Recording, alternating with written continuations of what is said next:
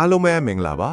ဒီနေ့မှာတော့ single phase motor တစ်လုံးကို forward အတဲ့လည်းနီး reverse ပြောင်းပြန်လည်းနီး wire ချိတ်ဆက်နီးကိုအသေးစိတ်ရှင်းပြပေးတော့မှာဖြစ်ပါတယ်အရင်ဆုံး motor ကနေထွက်လာတဲ့ wire လေးချောင်းကိုအရင်ကြည့်အောင်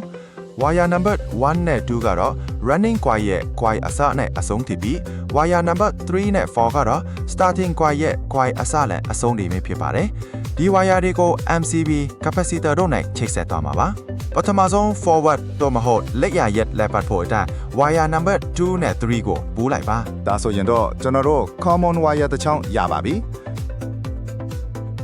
MCB breaker ရဲ့ input terminal ထဲကို phase နဲ့ neutral ဆက်သွယ်လိုက်ပါ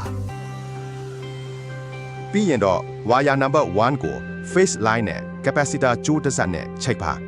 wire number 4ကို capacitor ကျိုးတစ်စက်မှာချိတ်ပြီး neutral ကျိုးကိုတော့ common wire စီပေးသွင်းလိုက်ပါ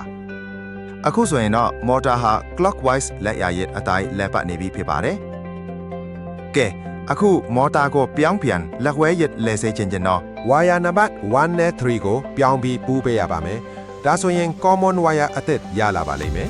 ကျန်နေတဲ့ wire number 2ကို phase line နဲ့ capacitor ကျိုးတစ်စက်နဲ့ပြောင်းချိတ်ပါ